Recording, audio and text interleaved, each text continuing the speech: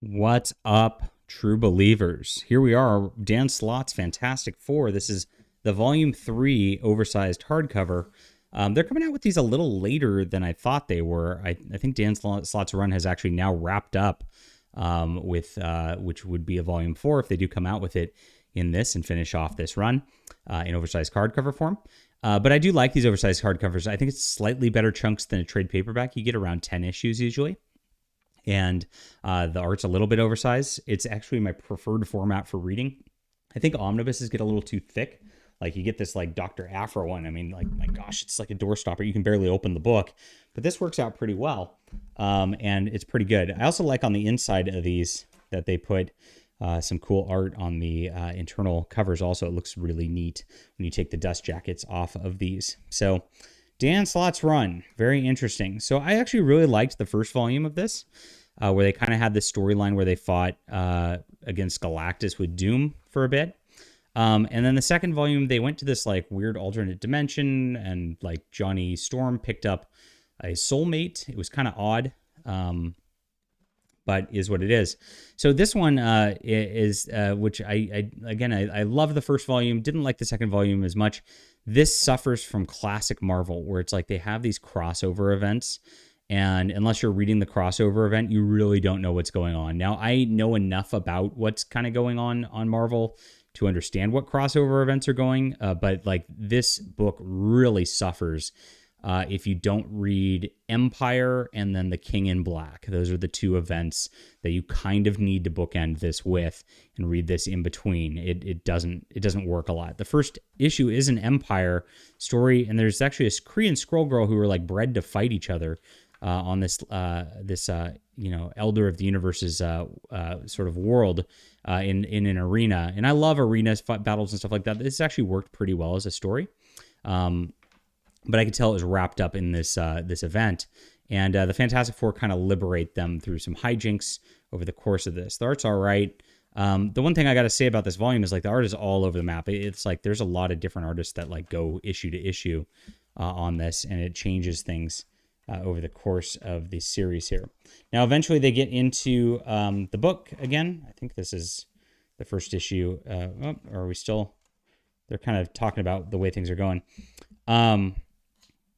And we're in the middle of this Kree-Skrull war. Now, the Fantastic Four has brought back those folk. You can see that the art's changed drastically from that one shot there, which this is, it's okay art. It's not my favorite, but it works out well enough. Now, the Fantastic Four, like, I guess, are in the event, the main group. And so Franklin and Valeria are back home with Spider-Man and Wolverine to try to fend off these like invaders who are trying to like capture their new friends, basically. So this all ties into the event, and I didn't read the event, so it was kind of like, oh gosh, when is this going to be over? They kidnap those kids, and of course they rescue them at some point too.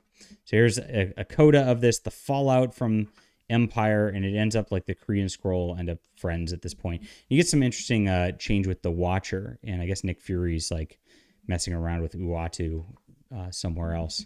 Now we get back into an actual Fantastic Four thing. You see the art changes yet again, and I like this art better. I mean, who does these? I should figure that out before doing the videos, but we got Paco Medina to start. Paco Medina here, and this is but 2122 were with somebody else. So I guess they're trying to tie that into Empire. I guess I like it a little better by... Oh, no, here we are, right after this. R.B. Silva. I enjoy that a little better, I think. He's got more of a expressive art form, it looks like. See, this is pretty cool. This issue, they go into that classic mailbag sort of trope that they used to do with Stan Lee. So Dan Slott's actually pretty good in terms of understanding the history of the Marvel Universe and trying to tie that in. And this is a whole deal with Iceman where Human Torch and him had a little conflict, and it goes into the past. And in those past, they show some different stuff going on.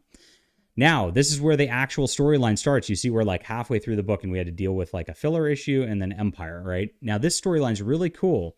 And this portal gets opened up to time and space in different dimensions, and these aliens are after this technology, and Doom actually teams up with the Fantastic Four to stop it. Like I said, the art gets really good here, and I enjoy it over these issues.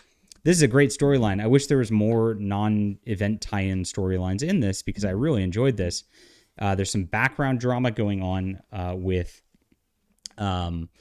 Johnny Storm and his new lady, and of course Franklin has lost his powers and is trying to feel special in the middle of this also. So we learn about this. The Fantastic Four is dealing with this whole situation here, and ends up like this the Griever comes out of the portal and is going to destroy the universe basically.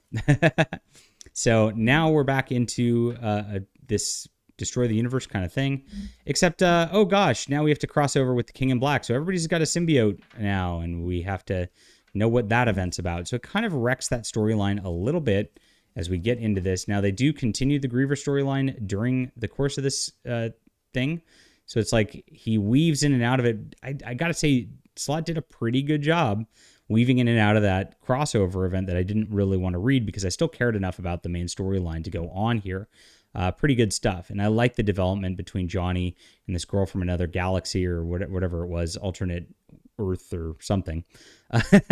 And she's got angel's wings, and I don't understand, but she's also got a wristband where she knows they're soulmates or something. And Sue Storm's getting suspicious and spies on them. And so there's some inter-family conflict going on, which is a lot of fun.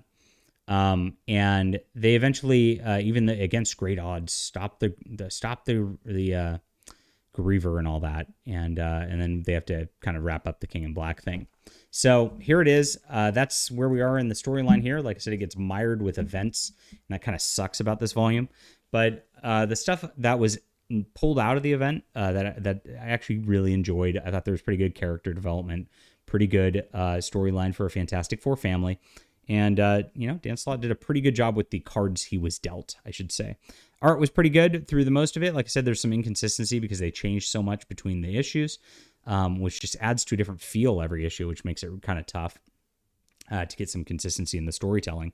But beyond that, it's all right. I hope the final volume actually just of his run just is his own run and doesn't have to have any events involved with it. I just immediately shut down when I see an event crossover. I really do. So overall, this was okay. I'd call it a 7 out of 10, which is kind of my average fare, which I liked this better than the last volume, but the first volume was really good by itself, and I hope it gets back to more of that kind of storytelling. All right, leave a comment down below with what you think about this. Hit that like and subscribe button. We'll be back soon.